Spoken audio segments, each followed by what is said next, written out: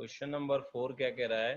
The increasing order of the value of E by M, मतलब charge upon mass for electron, proton, neutron and alpha particle, क्या increasing order होगा? ठीक है, तो सबसे पहले देखते हैं बेटा इलेक्ट्रॉन के लिए E by M value. E by M का मतलब है इलेक्ट्रॉन का चार्ज रखना है अपॉन मास ऑफ इलेक्ट्रॉन रखना है। ठीक है, इसको ऐसे ही रहने देते हैं।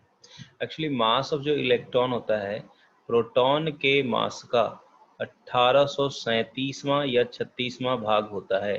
ठीक है, तो मैं ऐसा करता हूँ कि इसे लिख देता हूँ, इस वैल्यू को 1837 ऊपर चला जाएगा गुना charge of electron upon mass of proton. ठीक है, अच्छा अब मैं प्रोटॉन की बात करता हूँ।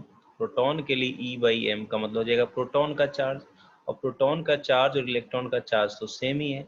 हमें जब ही ई बाई एम निकालना है, इसका मतलब इसकी वैल्यू निकालनी है, इस साइन कंसिडर नहीं करना है, सिर्फ मैग्नीट्यूड देखना है। तो प्रोटॉन का जो चार्ज है वो इलेक्ट्रॉन के चार्ज के बराबर है, और नीचे मास ऑफ मुझे प्रोटॉन रखना होगा, मास ऑफ प्रोटॉन रखना होगा, यानी ये वैल्यू इतनी आएगी। अगर मैं इसको x बोल देता हूँ तो मैं ये कह सकता हूँ कि इलेक्ट्रॉन के केस में 1837, इसको मैंने x बोल दिया, इतना x हो गया। तो ये वैल्यू तो प्रोटॉन के केस में एक तरह से इसे मैंने x एज्यूम कर लिया है, ताकि मुझे बार बार ये चीज़ ना लिखना पड़े। अब मैं न्यूट्रॉन के केस में बात करता हूँ।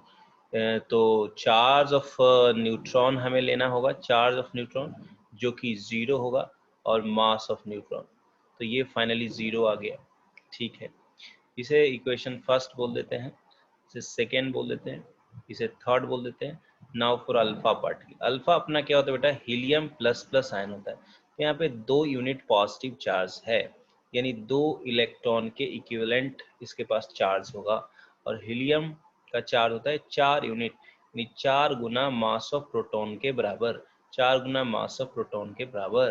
ठीक है, ठीक है, हीलियम का मास है 4 एमयू, 4 एमयू, हीलियम के एक एटम का मास है 4 एटॉमिक मास यूनिट, और एक प्रोटॉन का मास 1 एमयू होता है ना।